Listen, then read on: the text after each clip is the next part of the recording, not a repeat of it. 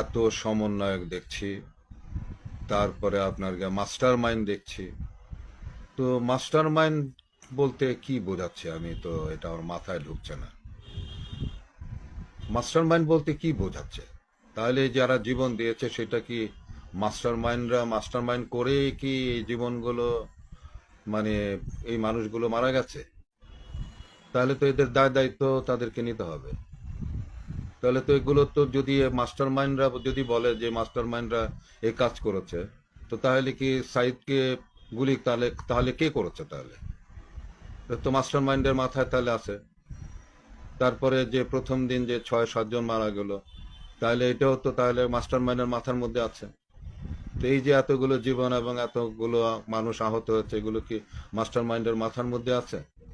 এগুলো কি ছিল? তাহলে যদি এটি থাকে থাকে মাস্টার মাইন্ডের, তাহলে তো তাকেও জবাবদিহি করা উচিত।